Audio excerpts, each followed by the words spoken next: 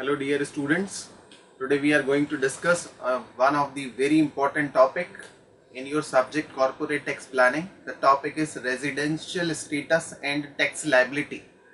When we talk about residential status and tax liability, let me tell you, in the subject corporate tax planning, while you have to calculate the tax on the income of any individual, it can be any individual or it can be any HUF, it can be any corporate or anyone. When you talk about the calculation of income tax, it is very important that first of all you have to calculate the residential status of that particular person, whether it is individual. Let me also tell you that the definition which has been defined in the Income Tax Act 1961, when you talk about the term person, it does not mean that only individuals are included in the list of person or in the definition of person. No, let me explain you that when you talk about the definition of a person, it has been clearly defined in section 2 subsection 34 of Income Tax Act 1961, which says that person includes individual, it includes HUF, it includes any corporate society, it includes any association of person, municipal corporation, so all these, and a company. So all these are included in the definition of a person. So let us continue with that topic. So when I was saying that when you talk about the calculation of income tax on the income of any individual or any person, so the most important thing is that you have to first of all calculate the residential status of that particular person. Then only the calculation of tax on the income of that particular person can be done. So the residential status is one of the most important concept which has to be taken into consideration before the calculation of taxable income of any person. Now the residential status, while you are calculating it, it has been clearly defined in the income tax law, in the Income Tax Act 1961 in India under section 6, which clearly says that the residential status of any individual in India can be of any of the three. And these three conditions are, or these three cases are, it can be resident, which is also called as ordinarily resident. Second is not ordinarily resident, and the third one can be non-resident. So these are the three cases which may happen in any of the previous year for or while you are calculating the residential status of any individual. Means the residential status of any individual or any person in India in any previous year can be either resident, which is also called as ordinarily resident, or it can be the second one, that is not ordinarily resident, or it can be the third one, means non-resident in any of the previous year. Let me also tell you here before moving further that the residential status of any individual or a person can change in the next year or in some subsequent years. Say for example, let me tell you with one example. Suppose if the residential status of a person, say, or any individual, say A, in the previous year 2011-12 was resident, so there is a huge possibility, means there will always be a scope that his residential status in the next year, which will be 2012-13, and when 2012-13 will become the previous year or will end, so while you are calculating his residential status again at the end of 2012-13, means after 31st March 2013, so his residential status may change. Means now it can be either not ordinarily resident or it can be non-resident, or it may remain the same as the first case is means it can be resident or ordinarily resident also. So means to say that as per the income tax law, the residential status of a person or any individual can change, may vary from year to year. But as far as the citizenship is concerned, the citizenship cannot be changed every year. It will depend on certain conditions or criteria. So it is not at all possible to change the citizenship on a continuous basis, but it is of great scope that the residential status of any individual or any person may change from year to year, or say every year. And it clearly depends on certain guidelines or certain conditions which have been prescribed in various sections of Income Tax Law, Income Tax Act in 1961. Now moving further, as I just explained, what are the various three kinds of residents are, which I have already told you. One is resident, another is not ordinarily resident, and the third one is non-resident. Let me also tell you that these three have been prescribed or defined under section 6 of the Income Tax Act 1961. Now moving further, let me also tell you here that while you are talking about all these three kinds of residence or residential status, when you have to calculate the residential status of any individual or any person, so there are various conditions which have been prescribed in various sections. Now let us begin with the first section or first condition. All these conditions basically have been defined or divided into two categories, where the first one is the basic condition and another one is the additional condition. So all these conditions have been defined in these two heads or these two sections, where the first one is basic condition and the second one is the additional condition. Now while you talk about the basic condition, the basic conditions have been defined or prescribed under section 6 subsection 1 of the Income Tax Act 1961, which says that there are in total two basic conditions, and to be considered as a resident or ordinarily resident in India in any previous year, you have to compulsorily meet out any one of the basic condition of these two basic conditions which have been prescribed under section 6 subsection 1 of the Income Tax Act 1961. The first basic condition is that to qualify the first basic condition, you have to stay in India compulsorily for a minimum duration of 182 days in India.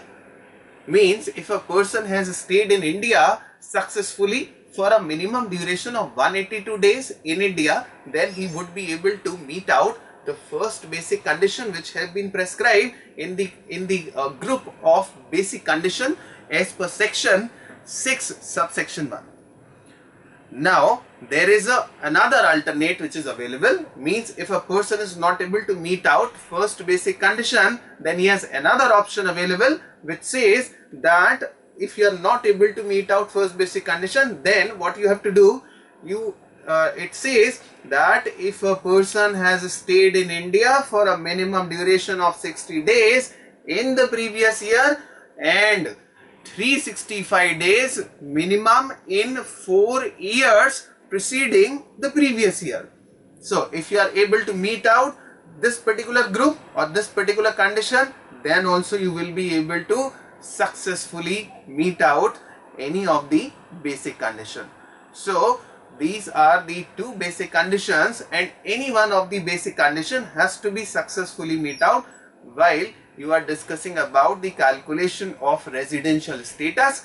And for the calculation of residential status to be considered as a resident or ordinarily resident, it is clearly defined in the law that you have to compulsorily meet out any one of the two basic conditions, and apart from that you have to also meet out the two additional conditions which have been prescribed, which we will be discussing later on in additional conditions. Now moving further, while you talk about the second thing, that is additional condition, before moving to additional conditions, let me also elaborate few more things. There are two exceptions to the basic condition number 2. In the basic condition number 2, where it is clearly written that you have to stay in India for a minimum duration of 60 days in the previous year, that 60 days facility or option will not be available if you are coming into that exception.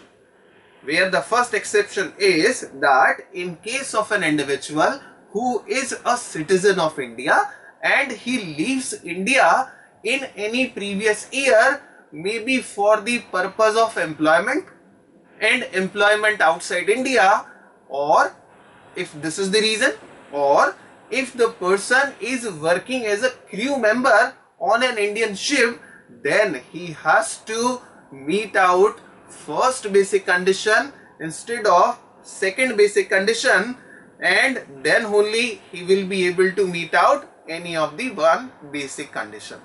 Or in other words, for these two kind of persons who are citizen of India, but if they are leaving India in any previous year, and if the purpose is they are working as a crew member on an Indian ship, or if they are leaving, or if he is leaving India for the purpose of employment outside India, then they have to, or he has to compulsorily stay in India for a minimum duration of 182 days, which has been clearly defined in the basic condition number 1. Or in other words, let me also elaborate that only basic condition 1 will be available for such kind of individuals or persons.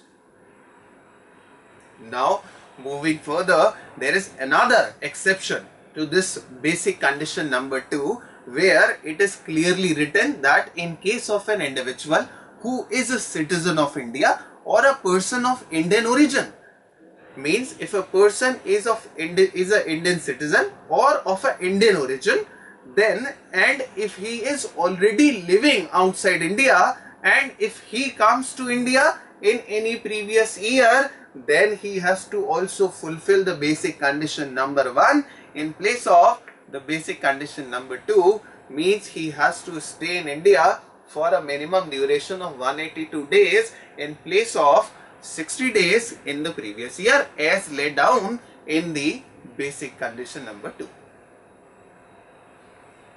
Now the person, if you talk more about the term Indian origin, which has been clearly defined in the income tax law, which is there in the exception number 2.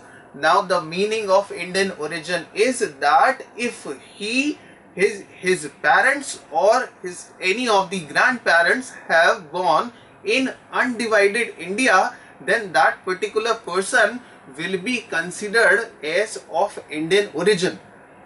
And for that particular person who will be considered or called as of Indian origin, for these or such kind of individuals or person, they have to compulsorily meet out the basic condition number 1, means they have to compulsorily stay in India for a minimum duration of 182 days instead of 60 days, which is prescribed in basic condition number 2. So this is all about the basic conditions. Now moving further to the additional conditions. Now while we talk about additional conditions, the additional conditions have been prescribed. Again, in total there are 2 additional conditions. They have been laid down or prescribed under section 6 subsection 6 clause A, where two additional conditions have been prescribed. The first additional condition is that he has been in India for at least 2 years out of 10 years preceding the previous year. Let me also tell you that in additional conditions you will be only talking about or except the previous year. You will be calculating the residential status on the basis of the preceding previous years to justify or verify that whether a person is also able to meet out the living criteria apart from the previous year or not. That is basically is going to be just in the additional conditions. So the first additional condition says that if a person has stayed in India for at least 2 years out of 10 years preceding the previous year, then he would be able to meet out additional condition number 1. Now this has to be again discussed, that what is the meaning of 2 years in out of 10 years preceding the previous year. Whether 2 years means 365 plus 365 days, which normally means that whenever you write 2 years stay in India for 2 years, it obviously means that you have to stay in India for 365 into 2 or 365 plus 365 days in India. That looks to be the meaning of 2 years here, but definitely it is not the meaning. It does not mean that you have to stay for 365 into 2 number of days in India as far as this additional condition 1 is concerned. So now what is the meaning? So the meaning is that while you talk about stay in India for 2 years, it clearly means that you have to compulsorily fulfill any of the basic condition out of 10 years. You have to meet out that basic condition or any of the basic condition for a minimum duration of 2 years out of 10 years preceding the previous year. Now moving further, second additional condition is that he has been in India for at least 730 days out of 7 years preceding the previous year. Means before the previous year, you have to continuously take into account 7 years before the previous year, and in these 7 years, if a person in total is able to stay in India, was able to stay in India for a duration of 730 days in minimum, then he would be able to meet out additional condition number 2. Now with this you can easily find out the residential status of any individual. Now let me elaborate on the basis of all these basic and additional conditions. Now first, which we discussed, was the resident or ordinarily resident. For a resident or ordinarily resident, the simple criteria is that if a person is able to meet out any one of the basic conditions, keeping in mind all the exceptions and both the additional conditions, then his residential status will be considered as resident or ordinarily resident. This is one. Second is that if a person is able to meet out any one of the basic conditions, but he is not able to meet out both the additional conditions, then his status will be considered as not ordinarily resident. Let me also elaborate more. It says that if a person was able to meet out any one of the basic condition, but if he was able to meet out 0 additional conditions, means none of the additional conditions, or if he was able to meet out any one the additional conditions, then also his residential status would be not ordinarily resident. Means he has to compulsorily meet out both the additional conditions also, apart from in addition to one of the basic condition, to be considered as a resident. Then the third one, that is non-resident. In case of a non-resident citizen, the person will be considered as a non-resident if that person is not able to meet out any one of the basic condition, then his residential status will be definitely non-resident, and that person's tax liability will be calculated on the basis of that criteria. So this is whole about the calculation of residential status. Now we will discuss the second aspect of this particular topic. This topic was actually has to be divided into two parts. One is residential status, which we have already covered. Now moving on to the second portion of this topic, which is tax liability. As I told in the beginning, that when you have to calculate the tax liability of any individual or any person, first of all, it has to be judged or examined that what is his or her residential status. Why? Because on the basis of his or her residential status, you have to calculate, or you will be calculating, the tax liability. Means if the residential status of a person A is resident in any previous year, so maybe his tax liability, say for example, would be rupees 1 lakh, and with similar kind of incomes, if the residential status comes to non-resident, then maybe the tax liability would come to say 35,000 only. So lot of things depends on the residential status. So that's why first of all, the first and the foremost job is to calculate the residential status, and before calculating the tax liability. Now moving on to the second portion of the topic, that is tax liability.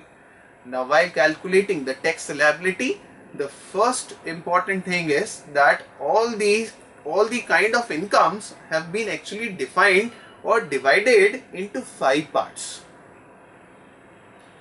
So for that purpose, there is a systematic way or a table for its preparation, and the table says that first you record the incomes under all these 5 predefined headings. The first heading is that if the income was due and received in India.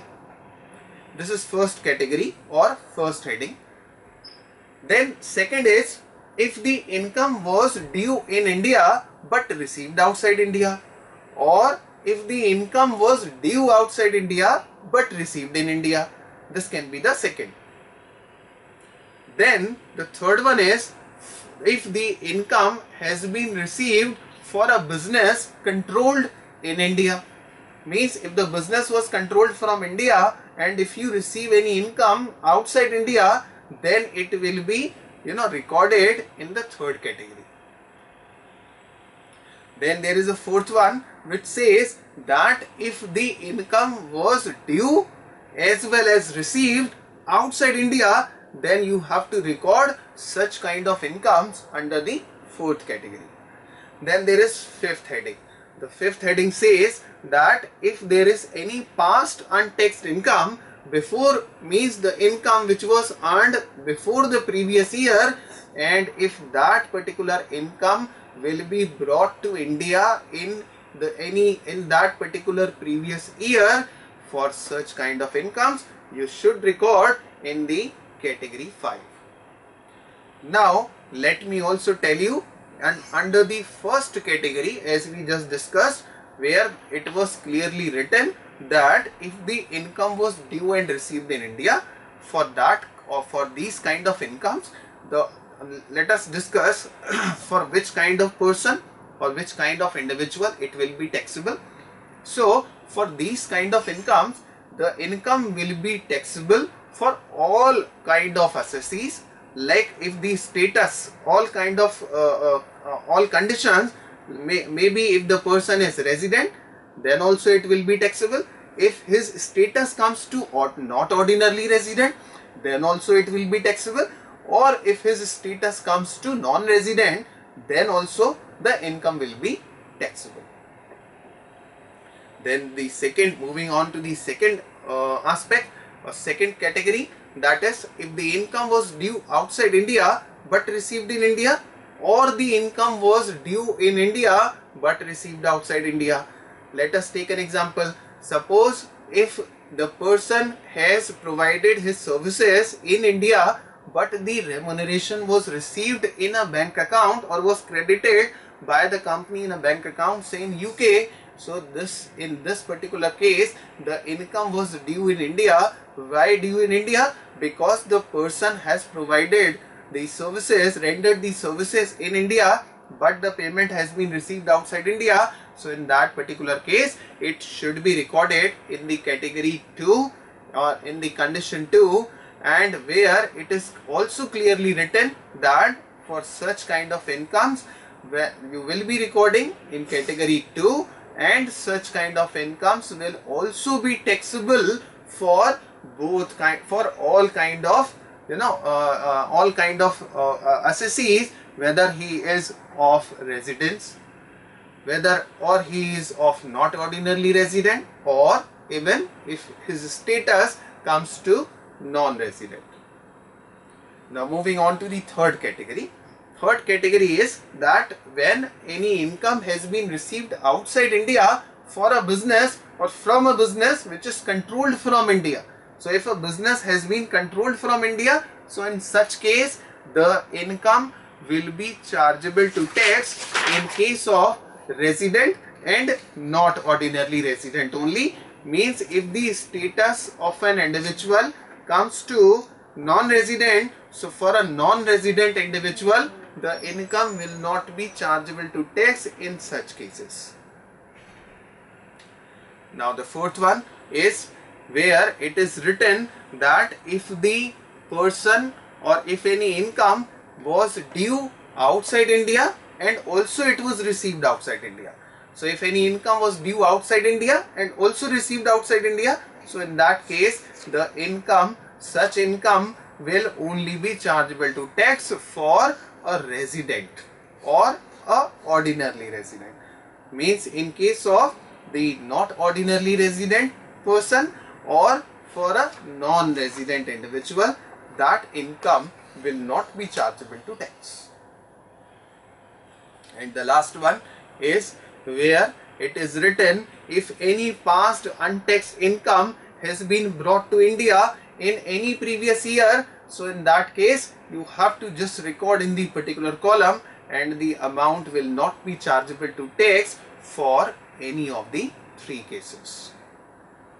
So this is, and then you will be calculating the total. So whatever the total comes, that will be the taxable income of the individual. So this is how the tax liability is calculated.